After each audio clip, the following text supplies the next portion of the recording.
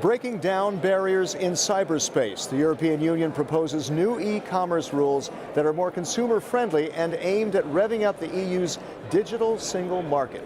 Hello and welcome to People First, the EPP Group's monthly program on issues with impact on people like you. Joining us to answer some of your questions is Andreas Schwab. You are the EPP Group's spokesman on internal market and consumer protection.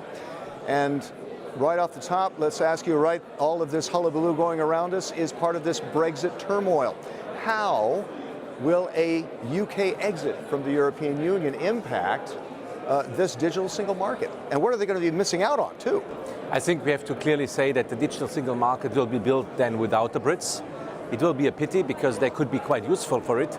But the growth potential that we have in Europe, in the European Union for this project is quite high, up to 2% of BNP growth that is possible, and the Brits will miss it out. I don't know if they want to do that, but they will miss it out. And before we hear from other consumers, let's take a closer look at the Commission's proposal on the digital single market. The new e-commerce rules seek to put an end to so-called geo-blocking, ensuring that consumers be able to buy products and services in another EU country online, just like some sectors already do, like car rental or amusement parks. Some smaller businesses would be exempted. The European Commission also wants to make cross-border shipments more affordable. Sometimes international deliveries can cost up to 5 times the domestic rate. The proposed EU regulation aims to foster competition by requiring greater price transparency. Price regulation would be a last resort. And a proposed consumer protection cooperation regulation would empower national and EU authorities to better enforce consumer rights. That includes ordering the shutdown of fraudulent websites and checking the ID of an online merchant. The Commission would be able to coordinate action across the EU 28. The new e-commerce package is the latest in the EU's efforts to promote a digital single market. Watch, too, for a proposal this autumn on simplifying VETA, all aimed at breaking down digital barriers in Europe, which the Commission estimates could stimulate more than 400 billion euros in additional GDP. So lots of potential, but even you yourself have said that it doesn't go far enough. What else would you like to see this digital market do? On VAT regime, we couldn't go further, but that would facilitate the life for businesses even further. But I mean, in the end, we have to have a look on the overall proposals, and I think they are going into the right direction. In the right direction. What about investment? Because that's also very important. How do you encourage more investment in the digital single market? That's at the moment the key concern we have, because the investment in digital markets is much bigger in the US than in Europe. It has a certain number of reasons, one of them being that the market for investors in Europe is still scattered, and therefore we hope with the financial markets union that is about to be done, we can cope with that as well. That'll be part of it, that's right. Now let's go to some of our Vox Pop questions. The first one is about national barriers in cyberspace. That's called geo-blocking. Here it is. Bonjour, je suis Olivier, je suis français. Je voulais savoir qu'est-ce que vous pouvez faire pour débloquer le geo-blocking. Okay, a very quick question, but how could that actually work? Who's the watchdog and what kind of teeth is that watchdog going to have? I mean, we have a watchdog, so we found out that there is some geo-blocking happening in the web, and that the cases are very specific. I mean, we don't oblige with that proposal that the Commission has brought on the table. We don't oblige every business to sell all over Europe. But those businesses, they do it already, like, for example, Disneyland. They have to have the same price for all consumers at the same moment. And so far, they have had a price for France, a price for the UK, a price for Germany, and so on, and that will be stopped in the end. Let's talk about a consumer. Say I'm a consumer, and here's somebody asking this question. If I buy this product, if I buy a product in another part of the European Union, how am I protected? Here's a question. Ich bin Alma Gretenkort aus Berlin und ich frage mich, wenn ich ein Produkt aus dem europäischen Ausland kaufe übers Internet, wie kann ich sicher sein, dass ich das zurückerstattet bekomme, wenn die Qualität nicht stimmt? Businesses are reluctant to sell in another member states because they don't know in which manner the national law there is different from their own.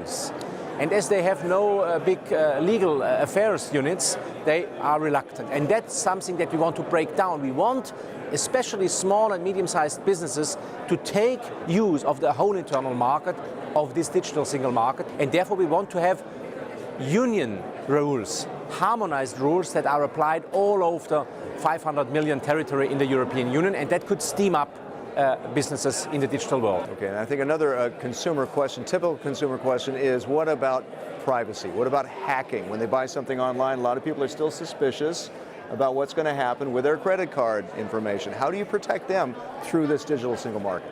I mean, with the Data Protection General Regulation, we have set out a new level for data protection for the 21st century. And this has now to be applied all over, and we are still working out the details of this to happen. But we give a very strong signal to consumers that privacy and data protection is key in this digital single market, because we want Europeans to be trustworthy with the businesses they deal with. We want to have trust in this digital single market, and we will be obliged to improve it all the time. But at the moment, we set really the level with the Data Protection General Regulation. And here's a question about the price of shipping, because quite often the shipping price is even more than the product itself. Here's a question. Bonjour, je viens de France et ma question est la suivante. C'est effectivement ce qui concerne les achats en ligne notamment. Comment est-ce que l'Europe pourrait réguler l'ensemble des frais inhérents à ces achats, les frais postaux inhérents à ces achats? I mean, the reality is that we have still 28 national carriers for postal services, and they have also understood that the future will be less mail but more parcel delivery. And some of them are quite active, others are more reluctant. This is also depending on the national, let's say, market situation. And what we want to achieve is that at least there is no misuse of a difference of pricing from within the member state compared to other member states. And this is something that we will deal with, and I think if we manage that in a careful way, we can really play out competition here between the operators, but at the same time competition in favor of consumers that want then to shop and buy more cross-border in a serious way without going too deeply into a market regulation. That's the hope of the Commission, and we have to see how we deal with it. So this is the regulation idea. How much do you regulate? How much do you protect the consumer? How much do you not over-regulate? And when we see that small businesses are only about 8% involved in the digital single market, something has to encourage them to get into the market, and maybe over-regulation is how do you strike the balance? For SMEs, for sure, there is always the question, what is the regulatory environment that I have to deal with? And with more harmonization, it will become easier for them to understand the cross-border reality, because there is only one rule anymore in the future they have to accept, and that will make life much easier for them. And with that, we definitely hope that consumers can more easily access this variety and diversity of products, also from SMEs. What about this new VAT legislation? We kind of teased that at the beginning of the program.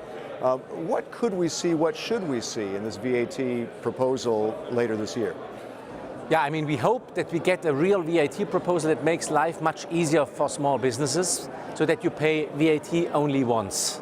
So that in a single market where you have millions and billions of transactions every day, that you have only one VAT regime to be applied, that will make life much easier for consumers, much easier for businesses, and in the end, we believe also that it will create more VAT transparency for the member states, an issue that we had to deal with in the past, unfortunately, in an important manner. One last bit on Brexit.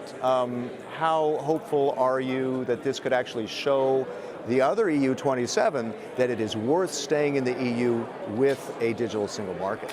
I think it's obvious that the positive effects of this digital single market legislation, when being brought into effect, will be enormous.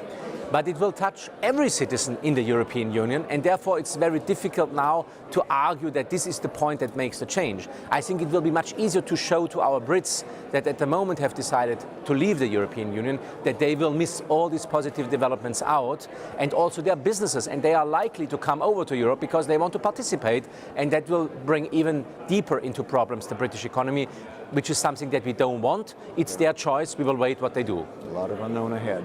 Andreas Schwab, thank you very much for joining us on the program. That's it for now on People First. Find out more about the activities of the largest political force in Parliament by checking eppgroup.eu. Until next time, thanks for watching.